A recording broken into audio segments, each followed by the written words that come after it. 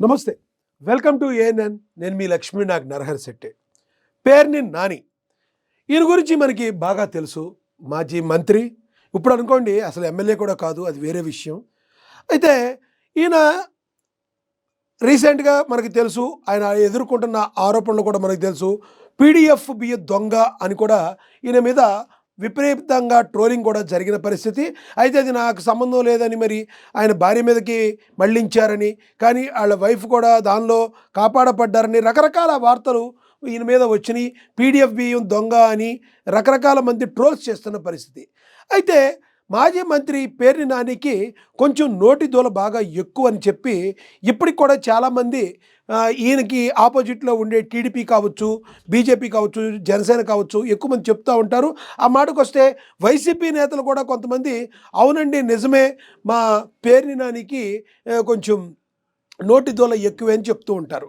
ఇవన్నీ ఎందుకు మాట్లాడుకోవాల్సి వస్తుందంటే, ఇప్పుడు మొన్న రాజోలు జరిగిన సభలో పవన్ కళ్యాణ్ గారు చమత్కరిస్తూ అక్కడున్న గోదావరి జిల్లాల్లో ఉన్న కోనసీమలో కొబ్బరి చెట్టు ఇంటికి పెద్ద కొడుకు లాంటోడు, ఎవరి దిష్టి తగిలిందో ఏంటో కానీ ఇలా అయ్యిందని ఒక చమత్కరిస్తూ ఆయన తెలంగాణ వాళ్ళు కూడా ఎప్పుడు వచ్చి అంటూ ఉంటారు, ఇక్కడ అన్న ఏంటన్నా మీ కోనసీమ భలే ఉందని, దిష్టి తగిలిందేమో అని చెప్పి ఆయన ఒకంత చమత్కరిస్తూ మాట్లాడిన మాటల్ని మరి ఈ రోజున కొంతమంది తెలంగాణ నేతలు ఎవరైతే ఉన్నారో వాళ్ళు చాలా ఘాటుగా స్పందించడం జరిగింది.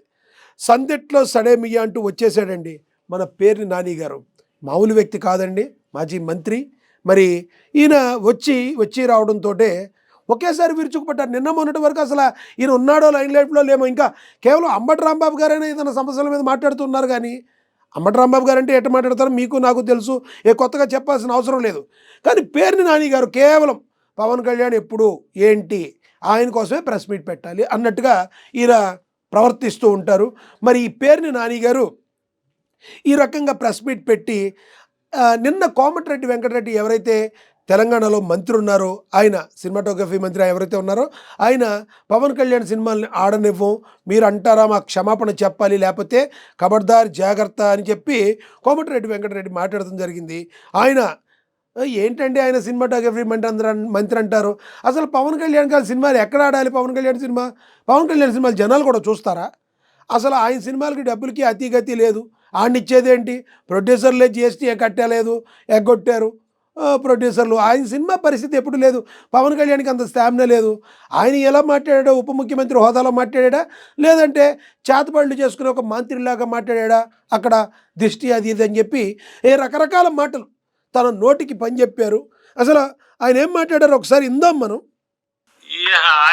సినిమాటోగ్రఫీ మంత్రి అంట, పిచ్ సినిమాటోగ్రఫీ మంత్రి అంటాడా? చూసా ఇందాక స్టేట్మెంట్.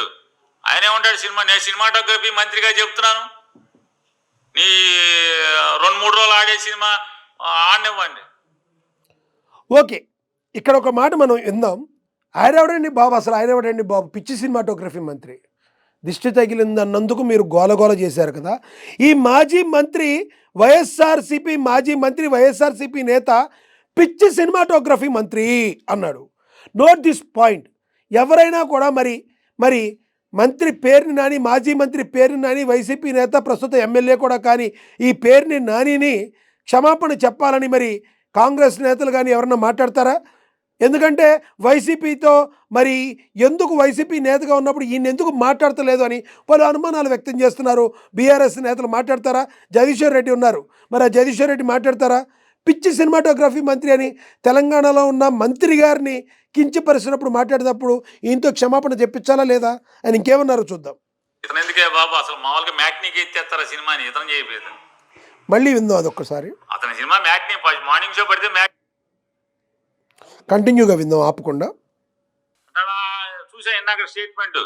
ఆయనే ఉంటాడు నేను సినిమాటోగ్రఫీ మంత్రిగా చెప్తున్నాను, నీ 2-3 రోజులు ఆడే సినిమా ఆడనివ్వండి. అసలు ఇతను ఎందుకే బాబు? అసలు మామూలుగా మ్యాట్నీకి ఎత్తేస్తారా సినిమాని? ఇతను చేయలేదు. అతని సినిమా మ్యాట్నీ, మార్నింగ్ షో పడితే మ్యాట్నీకి ఆడటమే కష్టం, ఇతను ఎందుకు ఆపటం? సినిమాటోగ్రఫీ మంత్రి వచ్చి ఆపాలండి సినిమాలో. జనమే చూడట్లేదయ్యా బాబు అని చెప్తుంటే ఇప్పుడు దాకా కొనుక్కున్న వాళ్ళు బికార్లు అయిపోయారు, సినిమాలు కొనుక్కున్న వాళ్ళు బికార్లు అయిపోయారు. ప్రభుత్వానికి జిఎస్టీ కట్టలా ఇంతవరకు ఆ ప్రొడ్యూసర్. ప్రభుత్వం నుంచి అడిగిన ఒక్క అధికారి లేడు. జిఎస్టీ కట్టపోతే ఇంతవరకు ఆ సినిమాకి ప్రభుత్వం నుంచి అడిగిన వాళ్ళు లేడు ఎవడు. వేరే వాడిని అయితే ఊరుకుంటారా అని అడుగుతున్నాను. సినిమాలకు జిఎస్టీ కట్టరు, కొనుక్కున్న వాళ్ళేమో వికారులు అయిపోయి పాపర్లు అయిపోయిన పరిస్థితి.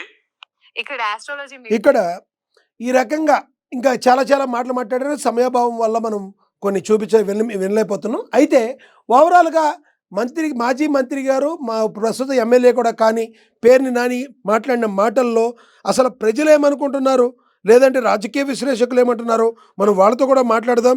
మనం ఒకసారి సీనియర్ జర్నలిస్ట్ అక్షర్ సచిన్ గారితో మాట్లాడదాం.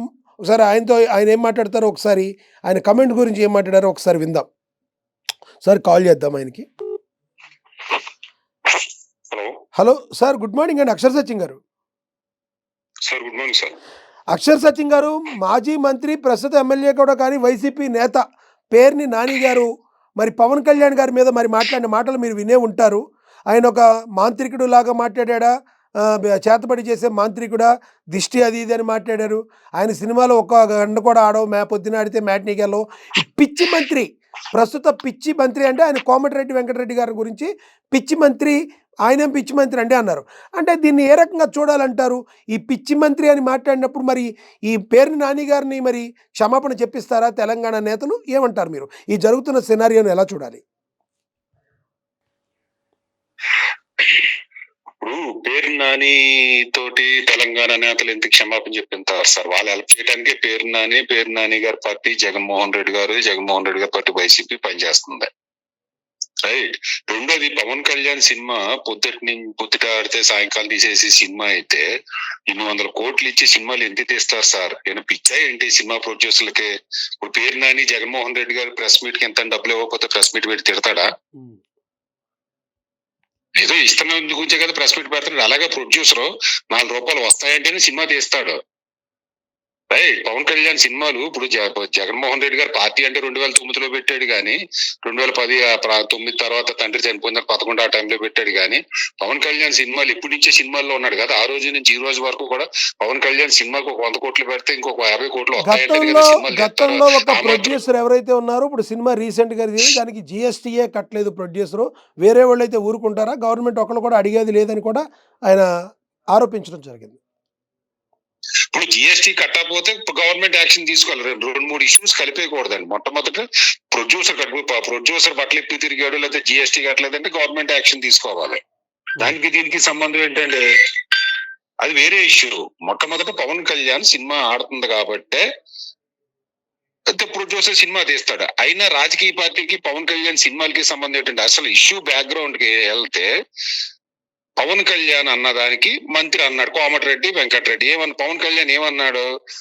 కోనసీమ పచ్చగుంటుంది అని అనేవారు అందరూనే.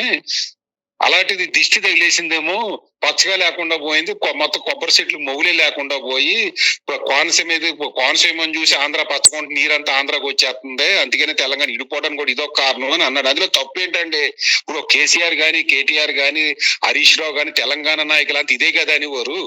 అన్నదాన్ని ఉటంకించాడు. అయినా పవన్ కళ్యాణ్ ఒక స్టెప్ దిగి ఒక 2-3 మెట్లు దిగి నా వ్యాఖ్యలు వక్రీకరించకంటే నేను తెలంగాణ నాయకులను అన్నాను కానీ ప్రజలను కాదని ఒక లెటర్ ఇచ్చాడు. మీ మాట కడ్డొచ్చాను. దీనిలో ప్రధానంగా పేర్ని నాని గారి ఇంట్రెస్ట్ ఏంటి? ఈ రోజున ఒక మాంత్రికుడు హోదాలో మాట్లాడా, మాంత్రికుడా, చేతబడి చేసే మాంత్రికుడా అని చాలా దారుణమైన మాటలు మాట్లాడారు. అసలు పేర్ని నాని ఎందుకు వచ్చారు? పేర్ని నాని ఒక మూర్ఖుడు అనుకోవాలండి. ఎందుకంటే ఇప్పుడు ఇక్కడ ఒకటే అండి, చాలా ఇష్యూస్ ఉన్నాయి. ఇప్పుడు కోమటిరెడ్డి వెంకటరెడ్డి గారు ఏంటంటే నాకంటే మీకు ఎక్కువ తెలుసు, పంచాయతీ ఎన్నికల్లో తెలంగాణలో జరగబోతున్న పంచాయతీ ఎన్నికల్లో ఒక బీసీ నాయకుడిని ఏదో నాలా ఇబ్బంది పెట్టాడు, ఏదో మూత్రం ఏదో తాగించాడు ఏదో అంటున్నారు. అది తప్పించుకోవటానికి అనేది ఒక వాదన వినిపిస్తుంది. ఇంకో వాదన ఏంటంటే రేవంత్ రెడ్డి గారు హిందూ మతాన్ని ఏంటిది పెళ్లి చేసుకోని వాళ్ళకేమో ఆంజనేయ స్వామి ఉన్నాడు, 2-3 పెళ్లి చేసుకున్న వాళ్ళకి వెంకటేశ్వర స్వామి ఉన్నాడు, 10-15 పెళ్లి చేసుకున్న కృష్ణుడు ఉన్నాడు, తాగుబోతు వాళ్ళకి మైసమ్మ ఉంది అన్నాడు. హిందూ మతమేనా అనేది అన్నట్టుగా మాట్లాడారు. ఇవన్నీ కప్పుపుచ్చుకోవడం కోసం లేదా తెలంగాణ గవర్నమెంట్ చేతకనతనాన్ని కప్పుపుచ్చుకోవడం కోసం ఈ వాదన ఏంటి? తెలంగాణ వాదాన్ని మళ్ళీ చేతబూనేరా? మీరు ఇందాక అన్నారు కదా జగదీశ్వర్ రెడ్డి గారు, ఖచ్చితంగా జగదీశ్వర్ రెడ్డి గారు అన్నది కాంగ్రెస్ గవర్నమెంట్ ని రెచ్చగొట్టడానికే. గతంలో కూడా కాంగ్రెస్ గవర్నమెంట్ ని రెచ్చగొడితే ఎంఎస్ సత్యనారాయణ గారు, కేశవరావు గారు వాళ్ళ కేసీఆర్ ట్రాప్ లో పడి కేసీఆర్ కి అనుకూలంగా మాట్లాడారు. ఇప్పుడు ఒకటి గమనించాలి కాంగ్రెస్ నేతలు, మీరు తెలంగాణ వాదాన్ని ఎంత రెచ్చగొడితే అంత కేసీఆర్ కు ఉపయోగపడతారు తప్ప కాంగ్రెస్ కు ఉపయోగపడదు. రేపు పొద్దున్న ఇప్పుడు జగదీశ్వర్ రెడ్డి అయితే అన్నాడు కదా అని కాంగ్రెస్ నాయకులు రెచ్చిపోయి మాట్లాడుతున్నారు. అసలు పవన్ కళ్యాణ్ ఏమన్నాడో కూడా తెలుసుకోకుండా ఒక జాతీయ పార్టీ అండి మీరు సినిమాలు బ్యాన్ చేసేస్తే ఇక్కడ ఆంధ్రలో కాంగ్రెస్ పార్టీ నాయకులు తిరగనిస్తారా? ఆంధ్ర వాళ్ళు పిచ్చోళ్ళ ఏంటి? రేపు పొద్దున్న సోనియా గాంధీని, షర్మిలాని, రాహుల్ గాంధీని, కాంగ్రెస్ నాయకులు ఉన్న నలుగురిని కూడా బీదుల్లోకి రాకుండా చేస్తే అప్పుడు కాంగ్రెస్ పార్టీ పరిస్థితి ఏంటి? రేపు పొద్దున కర్ణాటకలో మీ కాంగ్రెస్ పార్టీ తిరుగుతుందా? తెలంగాణలో మీ ఒక్కలో ఉండాలి, కానీ మీ పార్టీ మాత్రం దేశం అంతా పోటీ చేసేయాలా? కాంగ్రెస్ పార్టీ ఆ మాత్రం జ్ఞానం కాంగ్రెస్ జాతీయ నాయకులు కూడా మీరు జాతీయ పార్టీ అనుకుంటున్నారా, కాంగ్రెస్ పార్టీ ప్రాంతీయ పార్టీ అనుకుంటున్నారా? కేసీఆర్ ట్రాప్ లో పడతారా? రైట్ రైట్ చేశారు. ఇప్పుడు ఒక్క నిమిషం సార్, ఒక్క నిమిషం. తెలంగాణలో ఇప్పుడు గతంలో 2011 నుంచి కూడా ఇంచుమించు 2000 సంవత్సరం నుంచి కూడా చూస్తుంటే తెలంగాణ వాదం వచ్చేటప్పుడు అన్ని పార్టీలు ఒకటవుతాయి. కానీ ఈ దౌర్భాగ్యం ఆంధ్రాలో ఉండదు. అరే భాయ్ పేరు నాని గారి పార్టీ కానీ ఏమనాలంటే అరే పవన్ కళ్యాణ్ ఏమన్నాడు రా భాయ్, మీరు ఎందుకు రెచ్చిపోతారు, మీరు అందరూ అవుతున్నారు, మీరు గతంలో పవన్ కళ్యాణ్ ఎన్నోసార్లు చెప్పారు తెలంగాణ గురించి. ఆయన తెలంగాణ ఔన్నత్యం గురించి ఎప్పుడు తెలంగాణ గురించి ఆయన పొగుడుతూనే మాట్లాడతారు.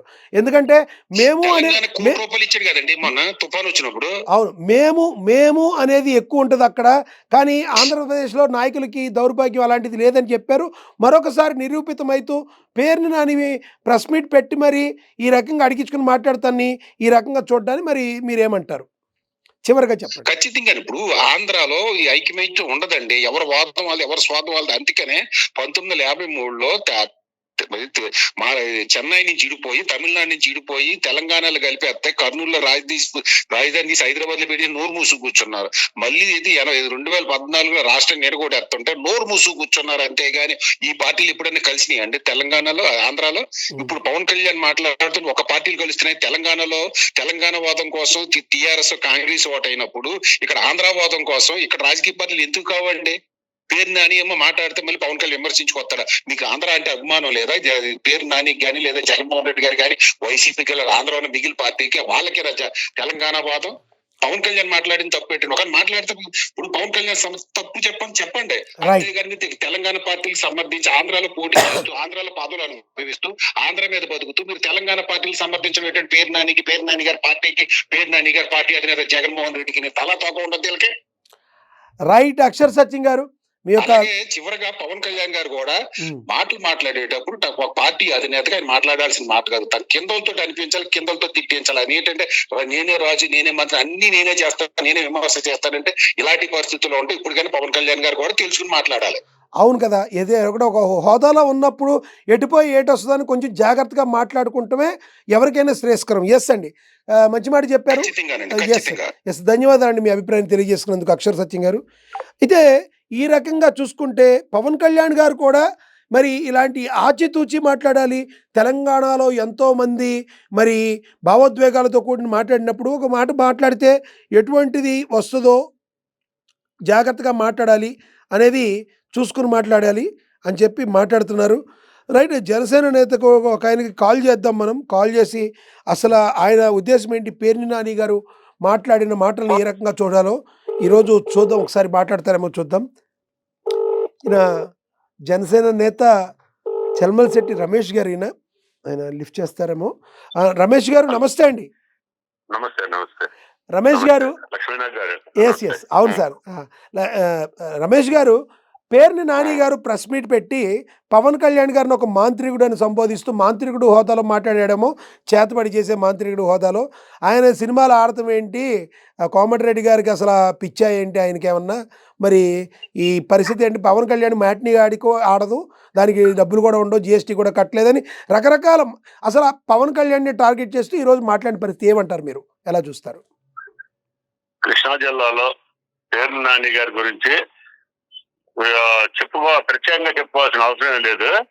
ఎందుకంటే ఈయనకి సాక్షాత్తు జగన్మోహన్ రెడ్డి గారి సభలోనే ఎవరైనా ఒక బిరుదు కానీ బిరుదిస్తే ఆ పెద్దలు అతనికి అవార్డు ప్రకటిస్తారు. అటువంటిది బందర్ పోర్ట్ మూడోసారి శంకుస్థాపన చేస్తున్నాం అని చెప్పేసి బందర్ పిచ్చోడికి ఆయనే ప్రకటించుకున్నాడు. ఓకే. అటువంటి పేరు నాని గారి గురించి మనం మాట్లాడుకోవడం చాలా దారుణమైన విషయం అనమాట. అతని గురించి అసలు ఇంత అతనికి ఇంకోటి చెప్పుకోవడానికి ఏమీ లేదు. పేరు సో నానికి బందర్ పిచ్చోడు అంటారు మీరు? బందర్ పిచ్చోడు, అక్షరాల బందర్ పిచ్చోడు. ఆయన ప్రకటించుకున్నాడు. బందర్ పిచ్చోళ్ళు అంటారు మమ్మల్ని అని చెప్పేసి ఆయన పబ్లిక్ మీటింగ్ లో ప్రకటించుకున్నాడు. మరి పవన్ కళ్యాణ్ ని మాంత్రికుడు అన్నారు మీ అధినేత, మీ జనసేన అధినేత. మీరు ఇప్పుడు జనసేన నేతగా ఉన్నారు తెలుసు. చలమలశెట్టి రమేష్ గారు అంటే మీ కృష్ణా జిల్లాలో మీరు తెలుసు అందరికి. అయితే ఈయన పవన్ కళ్యాణ్ ని మాంత్రికుడు లేదంటే చేతబడి చేసేవాడు అన్నారు. ఎలా చూడాలంటారు?